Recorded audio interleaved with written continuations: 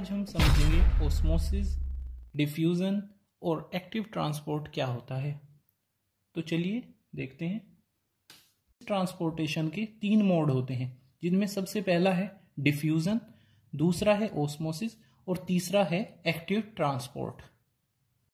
अब इनमें जो डिफ्यूज़न और ऑस्मोसिस हैं, इन दो प्रोसेस के लिए कोई भी एनर्जी का यूज़ नहीं होता, यानी कि इनमें कोई भी एनर्जी नहीं लगती और ये अपने आप ही हो जाते हैं।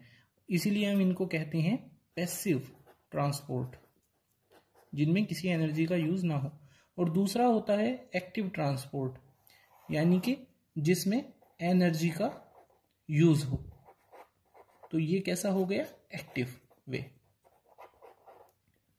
जिसमें एनर्जी का यूज़ ना हो वो पैसिव, और जिसमें एनर्जी का यूज़ हो ट्रांसपोर्टेशन के लिए उसको हम कहेंगे एक्टिव। तो डिफ्यूज़न और ऑस्मोसिस ये पैसिव प्रोसेस हैं और एक्टिव ट्रांसपोर्ट एक एक्टिव प्रोसेस है।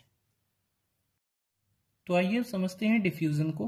तो डिफ्यूज़न ये गैसेस और लिक्विड्स में होता है, गैसेस और लिक्विड्स में होता है। तो डिफ्यूज़न वो ट्रांसपोर्ट का तरीका है सब्सटेंसेस के जिसमें कोई भी एनर्जी यूज़ नहीं होती। तो आइए देखते हैं कैसे काम करता है। मान लीजिए ये 2 बीकर हैं और एक बीकर में ये सब्सटेंस है और इस बीकर में यही सब्सटेंस थोड़ी कम मात्रा में है।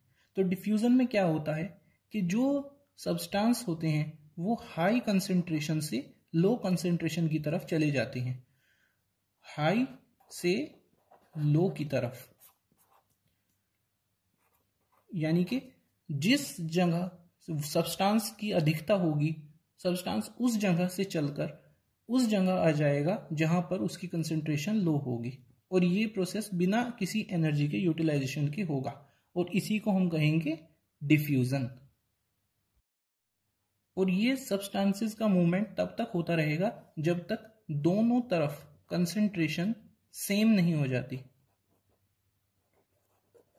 यानी कि इसमें और इसकी कंसंट्रेशन जब तक सेम नहीं हो जाती तब तक जिधर सब्सटेंसेस की कंसंट्रेशन हाई है उधर से लो कंसंट्रेशन की तरफ ये सब्सटेंसेस मूव करते रहेंगे। तो आइए अब हम इसका एक एग्जांपल देख लेते हैं सिंपल डिफ्यूजन का। तो इसमें मान लीजिए ये हमारे लंग्स हैं और ये एक आर्टरी है जो लंग्स तक ब्लड ला रही है। तो क्या होगा, अब जो हमें बताया कि हमारे जो लंग्स हैं उनमें ऑक्सीजन आती है। कहाँ से? जब हम सांस लेते हैं तो हमारे फेफड़ों में ऑक्सीजन आ जाती है।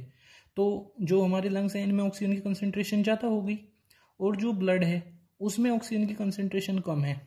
तो क्या होगा, ये ऑक्सीजन हायर कंसंट्रेशन से, क्योंकि लंग्स में ज़्यादा है, ये लोअर कंसंट्रेशन जो हमारी ब्लड वेसल है उसमें सिंपल डिफ्यूजन के थ्रू चली जाएगी। तो चलिए अब समझते हैं ऑस्मोसिस के बारे में। देखिए ऑस्मोसिस ये सिर्फ लिक्विड्स का ट्रांसपोर्ट होता है, और इसमें हमें एक सेमी परमिएबल मेम्ब्रेन की भी जरूरत पड़ती है। अब सेमी परमिएबल मेम्ब्रेन क्या होती है?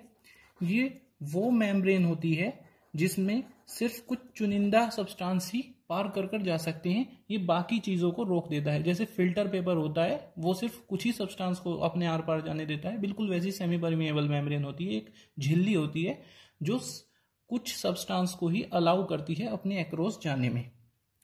तो डिफ्यूजन में क्या होगा, समझिए ये एक बीकर है, इसमें एक तरफ इसमें दोनों तरफ पानी भरा हुआ है, लेकिन एक तरफ लिक्विड की जो कंसंट्रेशन है वो हाई है। कैसी है? हाई। और इधर की तरफ जो लिक्विड की कंसंट्रेशन है वो लो है। तो हमें पता है कि जो सब्सटेंसेस हैं वो हाई से लो की तरफ मूव करते हैं। तो ऐसे ही जिधर लिक्विड की कंसंट्रेशन ज़्यादा है उधर से लिक्विड लो कंसंट्रेशन की तरफ मूव करना शुरू कर देगा।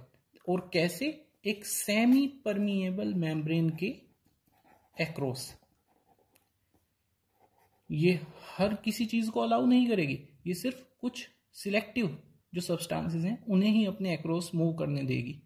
तो इसी को हम ऑस्मोसिस कहते हैं।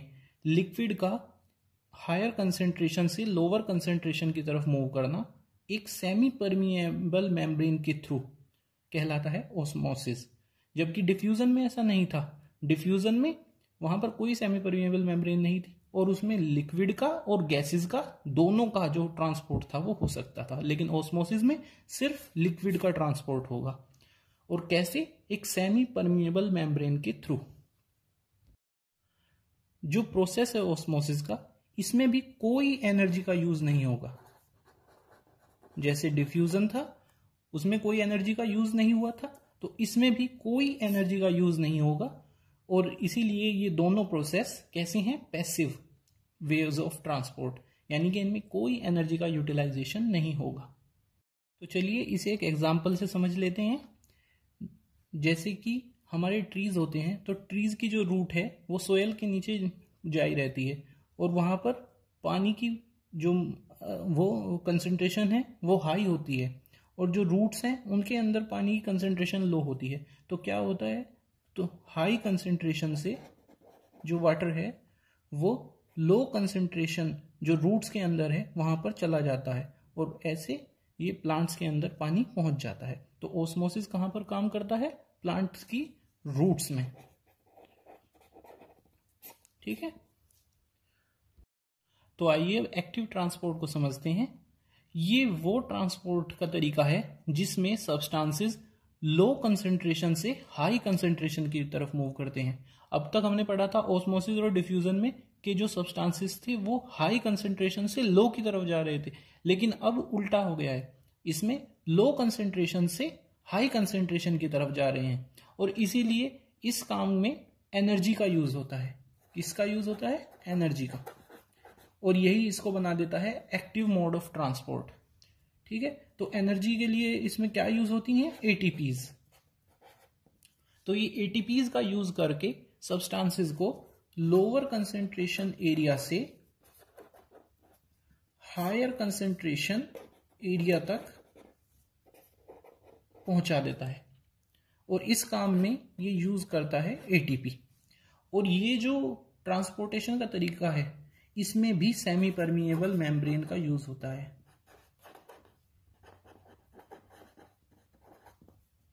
तो क्या होगा? सेमी परमिएबल मेम्ब्रेन के थ्रू ये लोअर कंसंट्रेशन एरिया से सब्सटेंस को हायर कंसंट्रेशन एरिया तक पहुंचा देगा with the use of ATPs. आइए इसको एक एग्जांपल से समझते हैं। इसका सबसे अच्छा एग्जांपल है सोडियम पोटेशियम पंप। जैसे आपके घरों में पानी का पंप होता है, ऐसे ही ये भी एक पंप है जो सेल्स पे मौजूद होता है। तो ये क्या करता है? मान लीजिए सेल्स के अंदर सोडियम है, काफी सारा सोडियम, और बाहर की तरफ इधर पोटेशियम है और सोडियम के पार्टिकल्स भी हैं। ऐसे ही सेल के अंदर भी पोटेशियम के पार्टिकल्स भी हैं, लेकिन सेल हायर कंसंट्रेशन होने के बावजूद भी, देखिए ये जो सेल के अंदर है, इनसाइड वाला एरिया है, यहाँ पर जो सोडियम की कंसंट्रेशन है वो हाई है, लेकिन फिर भी सेल ये चाहती है कि इसके पास और ज़्यादा सोडियम, यहाँ से सोडियम सेल के पास आ जाए। तो ये क्या करता है? ये इस पंप की मदद लेता है, और ये क्या करता है? ये सोडियम को सेल के अंदर आने में मदद करता है एटीपी के यूज की वजह से। ठीक है, ये एटीपीज का यूज करेगा और जो सोडियम है उसको और सेल्स के अंदर ले लेगा, जबकि कंसंट्रेशन ऑलरेडी बहुत ज्यादा है सेल्स के अंदर, लेकिन फिर भी ये कंसंट्रेशन के विरुद्ध काम करके और इस सोडियम को सेल के अंदर ले लेगा। हेलो फ्रेंड्स, तो इस बार हम करने वाले हैं लाइफ प्रोसेस का एक और इंपॉर्टेंट पार्ट। हमने ट्रांसपोर्टेशन इन ह्यूमंस खत्म कर लिया है, इस बार हम करने वाले हैं ट्रांसपोर्टेशन इन प्लांट्स। तो यहां पर आपको पता होना चाहिए कि भैया ट्रांसपोर्टेशन इन प्लांट्स ये मेनली दो तरह का होता है। प्लांट्स में दो चीजें मेनली ट्रांसपोर्ट होती है, एक होता है वाटर एंड मिनरल्स, राइट, और दूसरा ट्रांसपोर्ट होता है ट्रांसपोर्ट ऑफ फूड।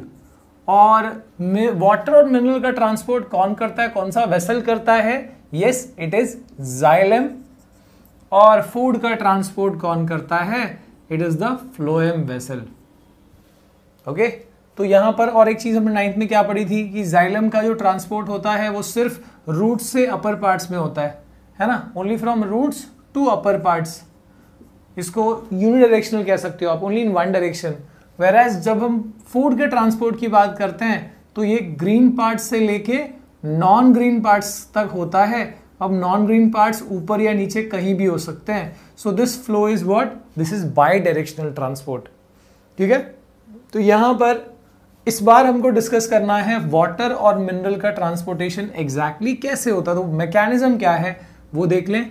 तो यहां पर दो मेन मैकेनिज्म्स हैं।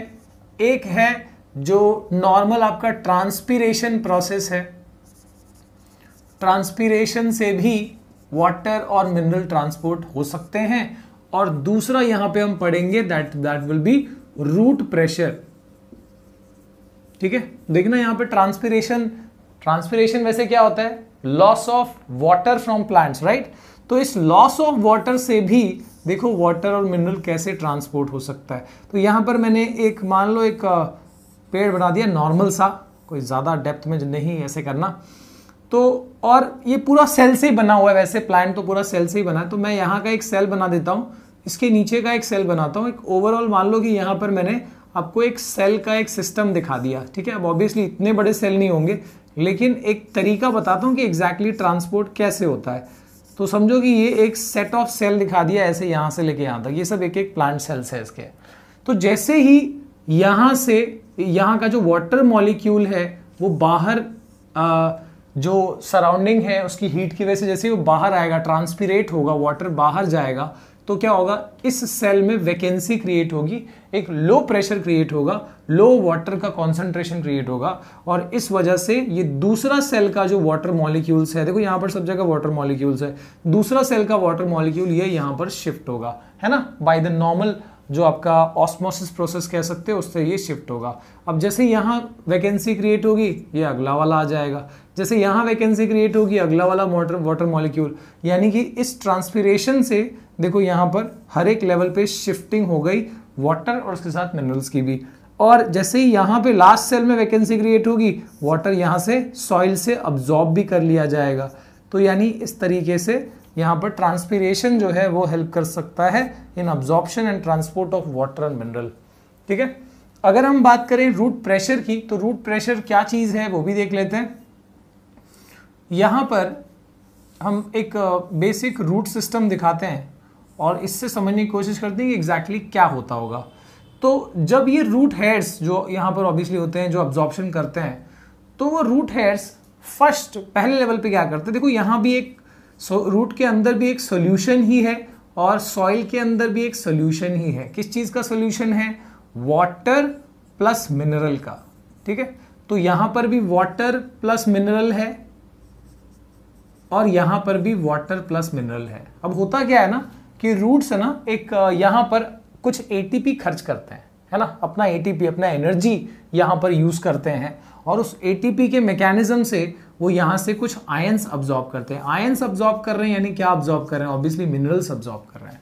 सो जैसे ये यहां से मिनरल्स अब्जॉर्ब करते हैं या आयंस अब्जॉर्ब करते हैं तो क्या हो जाता है ना कि ये मिनरल्स का कॉन्सेंट्रेशन बढ़ जाता है, या कहो तो सॉल्यूट का कॉन्सेंट्रेशन इनसाइड द रूट बढ़ जाता है। और जिस वजह से क्या होगा कि वाटर का कॉन्सेंट्रेशन अंदर कम हो गया।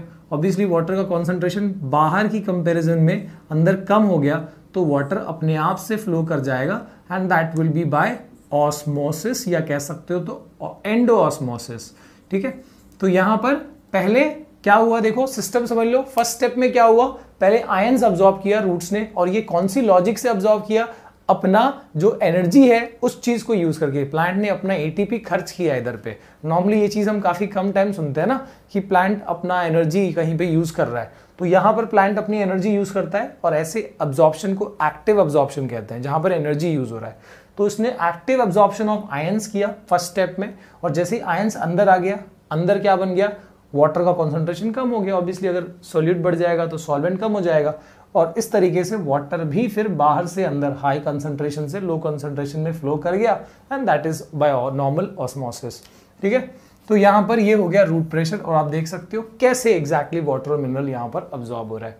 ठीक है, अगर हम बात करें यहां पर ट्रांसपोर्ट ऑफ फूड की, transport of food in plant को क्या कहा जाता है, याद रखना, this is called translocation, this is called translocation. Transport of food in plants is called translocation. तो अब देखते हैं ट्रांसलोकेशन एग्जैक्टली कैसे होता है। ये भी एक ऐसा मैकेनिज्म है जिसके अंदर प्लांट जो है ना अपनी एनर्जी है ना, अपना एटीपी खर्च करता है। ट्रांसलोकेशन कैसा होता है देखो, तो अगर मान लो कि मैं यहां पर एक बेसिक लेवल पे दिखा रहा हूं कि ये वो पार्ट है जहां पर प्लांट ने अपना फूड जो है वो क्या किया है, प्रिपेयर किया हुआ है। This is that green part. तो यहां पर ग्रीन पार्ट है, ऑब्वियसली फोटोसिंथेसिस हुआ, क्लोरोफिल है वहां पर, तो यहां पर फूड प्रिपेयर हुआ है।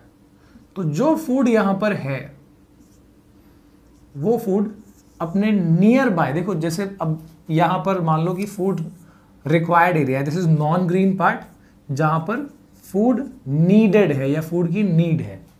ठीक है, तो अब इस पोर्शन में एग्जैक्टली ये फूड कैसे सेंड किया जाएगा, ट्रांसपोर्ट किया जाएगा, राइट। तो यहां पर क्या होता है ना कि जो नियर बाय फ्लोएम टिश्यू है, मान लो कि ये नियर बाय फ्लोएम टिश्यू है, दिस इज दैट फ्लोएम, तो ये अपना एटीपी खर्च करके, प्लांट अपना एटीपी यूज करके क्या करता है, इस फूड को यहां पर सुक्रोज नाम दिया गया है, तो इस सुक्रोज को क्या किया जाता है, यहां से नियर बाय फ्लोएम में शिफ्ट किया जाता है। एंड दिस ट्रांसपोर्ट, क्योंकि यहां पर एटीपी यूज हुआ है, this is called active transport. तो पहला स्टेप क्या हुआ, this is active transport of sucrose to nearby phloem tissue. जहां से फूड बन रहा है, सुक्रोज बन रहा है, वहां से नियर बाय फ्लोएम टिश्यू में सुक्रोज शिफ्ट कर दिया गया। अब जैसे ही सुक्रोज शिफ्ट हुआ, ठीक है, यहां पे सुक्रोज का कॉन्सेंट्रेशन बढ़ गया ऑब्वियसली, तो क्या होगा, ऑब्वियसली अंदर वाटर भी है, लेकिन अब सुक्रोज बढ़ने से कॉन्सेंट्रेशन, वाटर का कॉन्सेंट्रेशन क्या हो गया, कम हो गया। अब वाटर का कॉन्सेंट्रेशन कम हो गया तो इसके आसपास में ही जाइलम वेसल भी है, तो जाइलम क्या करेगा, जाइलम में जिसमें ऑब्वियसली बहुत सारा वाटर मिनरल भरा हुआ है, तो ये वाटर जाइलम से शिफ्ट कर जाएगा इसके अंदर from high concentration to low concentration, यानी ये किससे होगा, ऑस्मोसिस प्रोसेस से होगा। सेकेंड स्टेप क्या हुआ यहां पर, ट्रांसपोर्ट या shifting of water from xylem to phloem. Xylem से उसी पार्ट में जहां पे सुक्रोज गया है, जहां सुक्रोज का कॉन्सेंट्रेशन बढ़ गया, इसका वाटर का कॉन्सेंट्रेशन कम हो गया, तो जाइलम से वाटर शिफ्ट हो गया, जिससे यहां पर वाटर का भी अमाउंट क्या हो गया, बढ़ गया। इस पार्ट में सुक्रोज भी बढ़ गया, वाटर भी बढ़ गया इस फ्लोएम के टिश्यू में। अब ये ओवरऑल देखा जाए तो ये बन गया हाई प्रेशर एरिया, यहां पर इस सोल्यूशन का हाई प्रेशर बन गया, और जहां पर ऐसा नहीं हुआ है that becomes obviously the low pressure, जहां फूड नहीं है, सुक्रोज नहीं है, वो बन गया लो प्रेशर। तो ये सोल्यूशन फ्लो कर जाएगा from high pressure to low pressure. आपने पढ़ा है विंड का भी फ्लो ऐसे ही होता है, राइट। तो ये सोल्यूशन फ्लो कर जाएगा because of this pressure difference, it will flow from high pressure to low pressure. और जैसे ये यहां से गुजर रहा होगा, ये जो सुक्रोज और वाटर का जो मिक्सचर है जो यहां से गुजर रहा होगा, तो ऑब्वियसली सुक्रोज का एक टेंडेंसी होता है, या किसी भी सोल्यूट का एक टेंडेंसी होता है कि वो अपने हाई कंसंट्रेशन से लो कंसंट्रेशन में मूव कर सकता है बाय डिफ्यूजन। ठीक है, तो सुक्रोज का शिफ्टिंग हो जाएगा यहां पे, और बेसिकली देखा जाए तो सुक्रोज ट्रांसपोर्ट हो गया from green to non green part.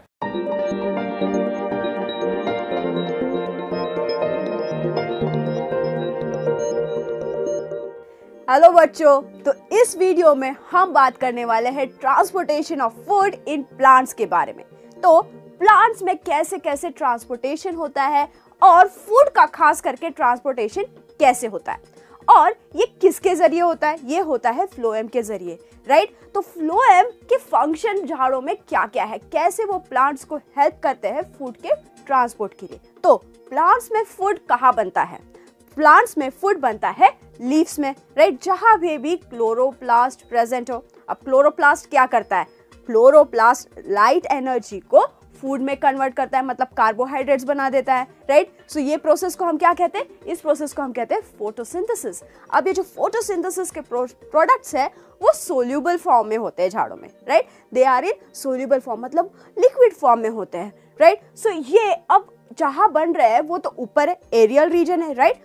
अब एनर्जी की जरूरत तो झाड़ों की हर एक ऑर्गन में होगी, जैसे कि रूट को भी लगेगा, स्टेम को भी लगेगा, ब्रांचेस को भी लगेगा, राइट।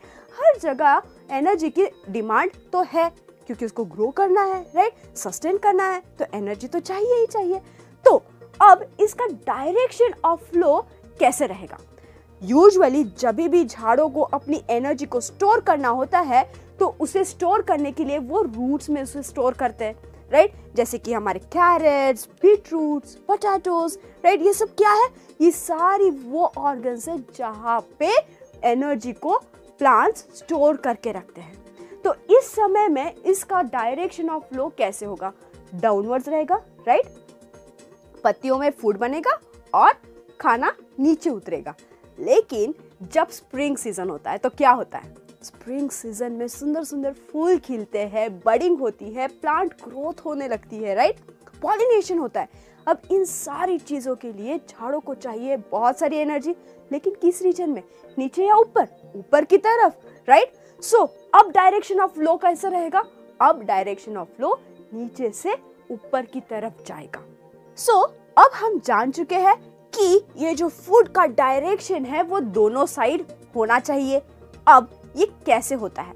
एक्चुअली ये जो फूड प्रोडक्ट है जो कि सोल्यूबल फॉर्म में है ये बाई डायरेक्शनल है, लेकिन इस प्रोसेस को हम क्या कहते हैं? इस प्रोसेस को हम कहते हैं ट्रांसलोकेशन। सो ट्रांसलोकेशन उस प्रोसेस का नाम है जिसकी मदद से सोल्यूबल प्रोडक्ट ऑफ फोटोसिंथेसिस ऊपर से नीचे की तरफ और नीचे से ऊपर की तरफ आते जाते हैं। अब इनको आने जाने के लिए कोई ना कोई ऑर्गन डेडिकेटेड होगा, राइट। तो ऐसे ही प्लांट में होता है फ्लोएम, राइट। अब ये फ्लोएम क्या चीज है? फ्लोएम ऐसी ट्यूब्स है जो कि एजेस में प्रेजेंट रहती है। ये एक वास्कुलर टिश्यू का पार्ट है, राइट। और आप जैसे कि यहाँ पे देख रहे होगे सेक्शन ऑफ स्टेम है, ये जो बीच में आपको दिख रहा है वो है जाइलम, जो रिस्पॉन्सिबल है वाटर और मिनरल्स को कैरी करने के लिए, जो नीचे से ऊपर की तरफ पानी ले जाता है, राइट। अब इसे हम देखेंगे समझने के लिए कि रियलिटी में ये कहाँ रहता है। तो ये हो गया आपका जाइलम, जो बहुत हार्ड वुड बनता है ना, जिसमें इस वजह से बनता है क्योंकि इसमें बहुत सारा लिग्निन होता है, मतलब डेड टिश्यू बहुत होती है। लेकिन फ्लोएम प्रेजेंट होती है एजेस में, राइट। सो ये हुआ हमारा वास्कुलर टिश्यू का रीजन। सो ऐसे ये जाइलम और फ्लोएम जब स्टेम्स में प्रेजेंट होती है, इनकी मदद से फूड ऊपर या नीचे आ जा सकता है। तो कौन कैरी करता है हमारे फूड को? कैरी करता है फ्लोएम। सो हमारे प्लांट्स में फूड ट्रांसपोर्टेशन फ्लोएम की मदद से होता है। तो भाई ये फ्लोएम क्या क्या कैरी करती है? क्या ये केवल soluble product of photosynthesis carry करती है? नहीं, ये तो सोल्यूबल प्रोडक्ट ऑफ फोटोसिंथेसिस जरूर कैरी करती है, लेकिन इसके साथ अमीनो एसिड्स और कई अन्य पदार्थों को भी ऊपर नीचे करती है। अब इस फ्लोएम्स में होती है ये स्पेशल सीव ट्यूब्स, राइट। सो इन सीव ट्यूब्स की मदद से एक्चुअली ये सारी चीजें ऊपर की तरफ से नीचे की तरफ, नीचे से ऊपर की तरफ आ जा सकती है, मतलब बाई डायरेक्शनल फ्लो इनका पॉसिबल है, राइट। तो हम समझेंगे कि ये कहाँ पे प्रेजेंट है और कैसे इसका ट्रांसपोर्टेशन होता है। सो आपने पहले भी देखा डायग्राम में कि फ्लोएम बिल्कुल एडजेसेंट टू जाइलम प्रेजेंट रहती है, राइट। अब इनके बाजू में क्या रहता है? इनकी बाजू में मतलब बिल्कुल बगल में होती है इनकी कंपेनियन सेल्स। तो ये सारा पार्ट हुआ हमारे वास्कुलर टिश्यू का, राइट। और कंपेनियन सेल्स अटैच होती है लीफ सेल से, मतलब जहां पे भी फूड बन रहा हो, राइट। तो वो हुआ हमारा सोर्स ऑफ सेल। अब इन सोर्स ऑफ सेल से जितना भी हमारा सोल्यूबल फोटोसिंथेसिस प्रोडक्ट है, जैसे कि सुक्रोज और अदर कार्बोहाइड्रेट्स, वो कंपेनियन सेल्स में आ जाती है। कंपेनियन सेल से ये सारी चीजें फ्लोएम में आ जाती है।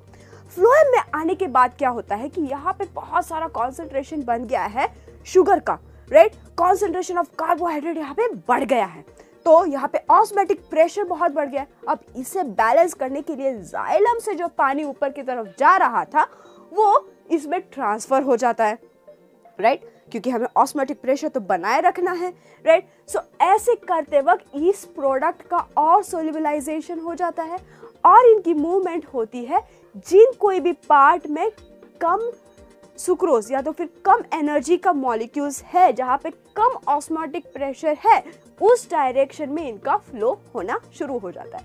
जैसे कि आप देख रहे हो, अब ये जा रहे हैं स्टोरेज के लिए, फिर ये कंपेनियन सेल्स में चले गए और कंपेनियन सेल्स की मदद से ये चले गए रूट्स में, राइट। सो जहाँ पे हमारा फूड स्टोर किया जाता है, प्लांट्स का फूड स्टोर किया जाता है, राइट। सो क्या ये सारी प्रोसेस ऐसी हो जाती है जैसे कि जाइलम में?